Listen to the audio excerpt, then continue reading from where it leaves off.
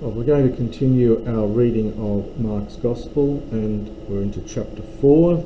We're up to verse 10, and here we get a little bit about the purpose of the parables, and then we have various parables, the parable of the sower in particular, which is quite a famous one. Kai hoti egeneto katamonas. Katamonas is idiomatic. It means when they were alone, when they were by themselves. And when they were, literally, or rather he was, by himself, when he was alone, hoi peri auton, those around him with the 12, erotone. Now that's from erotao, one of these contract alpha verbs, to ask. They began to ask him, and it takes a double accusative, so they began to ask him about the parables. And he began to say to them, the mystery of the kingdom of God, dedotai, this is perfect passive from didomi, has been given who mean to you. But to those, the ones outside, tapanta, all things, neuter plural singular verb, are in parables, literally. In order that, and then we get a quotation from Isaiah 6, in fact, blepontes, bleposin, kaime idosen. And we get two verbs of seeing here, one from blepo, which is just to notice something. It's not a very strong word for seeing. And then we get the idosi from adon, from horao. This is the aorist subjunctive.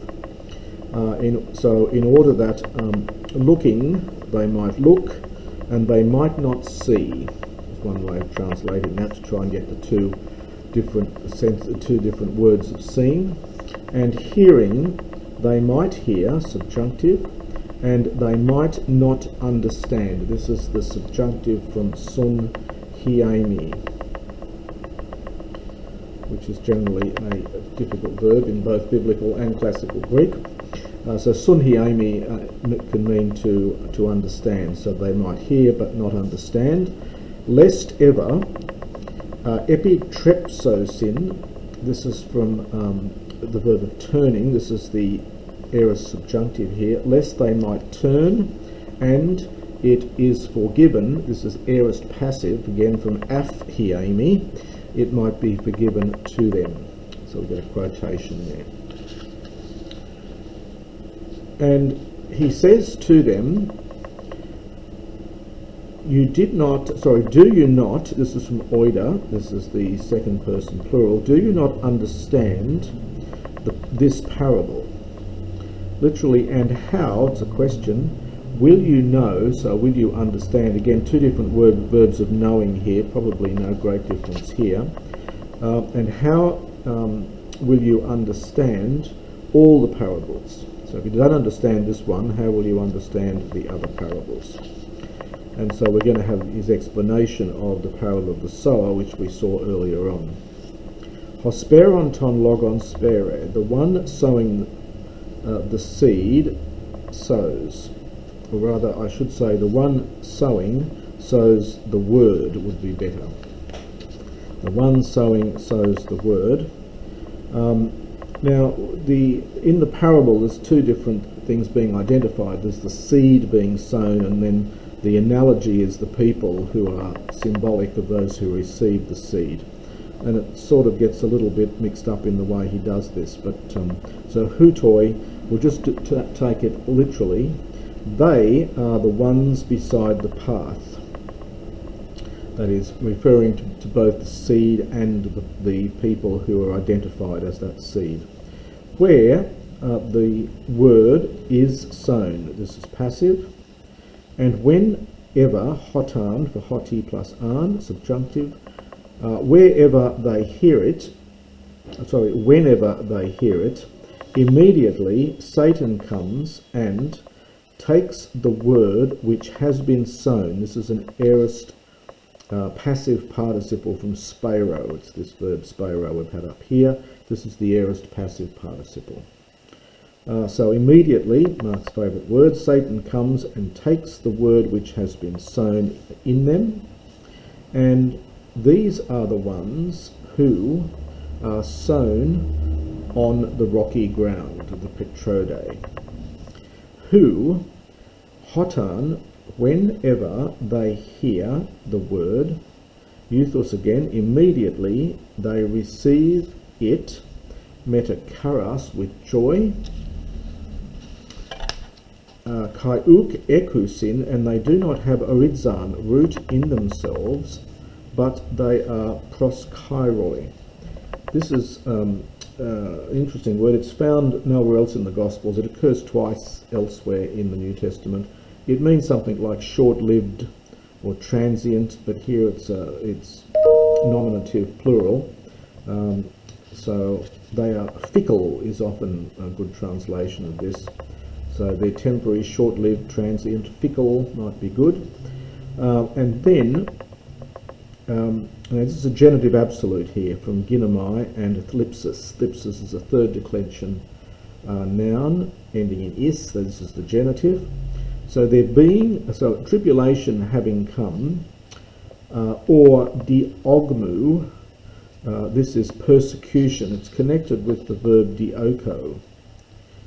Now, dioko in classical Greek means to run after or to chase, and it's got a slightly stronger meaning in biblical Greek. It has more the sense of persecute, and this is the noun from this, diogmos, the persecution. So then, when tribulation or persecution arises on account of the word, immediately they are caused to stumble. This is from scandalizo, which means to put a scandal on, to put a stumbling block in front of you, and this is the passive here. Interestingly, this is quite common in the New Testament. It only occurs once in the Septuagint, yet it's quite common in the New Testament. So immediately they are caused to stumble.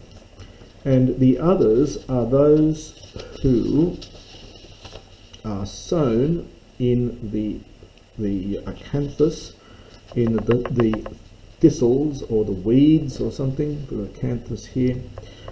These are those hearing the word, and the merimnai, the cares of, now ionos, this is a word with very, very broad semantic meanings. It can mean life, it can mean an age, it can refer to the age to come, and it's got other philosophical interpretations as well. I think here it just means life. So the cares of life and the appetite, the deceit of wealth, and high epithumii, and the participle, and the desires regarding other things, entering in, sum pnigusi, they choke the word. Pnigo is the word for choke, and this is just another form of it, a compound. They choke the word, and it becomes akarpos. Notice the alpha privative with karpos, becomes without fruit, becomes fruitless. And those ones are the ones being sown. There's our aorist passive participle from spero again. You can see that you had a vowel gradation from epsilon iota to alpha. This is part of the fact that it's a passive form. And there's our passive ending minus the theta because it's a liquid vowel. So those being sown on the good soil, hoitines, the very ones who, and I'll just note that use of hoitines, it's quite common in classical Greek as well, the very ones who hear the word and they receive it and they bear fruit. And then we get this slightly odd construction here. Luke interestingly leaves out this last section when he does this, the equivalent of this explanation. Matthew modifies it a little bit to make it a bit clearer, but Mark just says 130 and 160 and 100. So in other words, one grain produces 30, one grain produces 60, and one grain produces 100 is probably the intent there.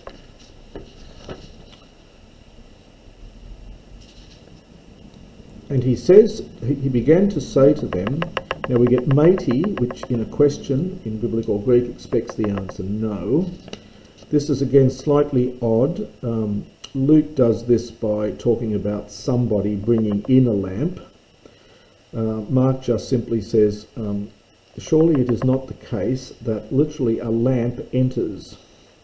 Well, lamps generally don't enter, but it has the sense of a lamp is brought in. Hina, in order that, so a lamp is not brought in, or literally a lamp does not enter, in order that tethe, it might be placed. Now this is the aorist passive subjunctive from tithemi. These me verbs are difficult, and this is the aorist passive subjunctive from tithemi.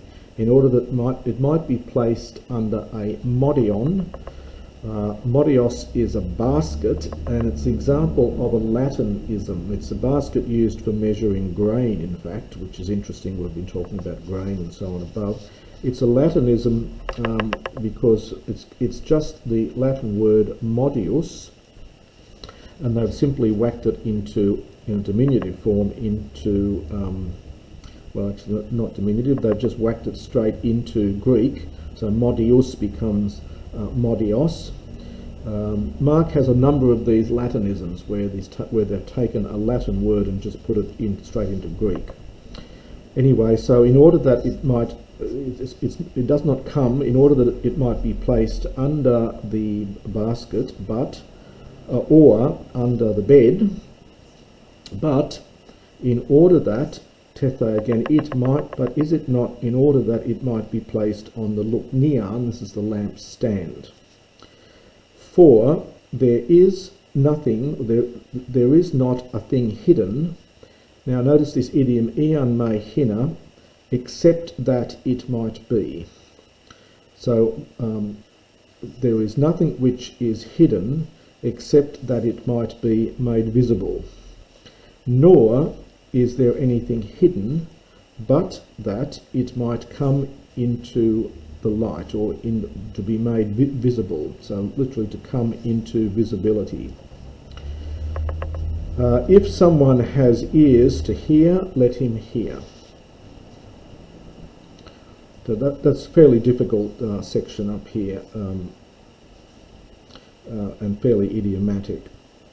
And he says to them, look what you are hearing. So look carefully at what you are hearing. En hometro, we get this nice alliteration here, metro, metreti, metrothesetai.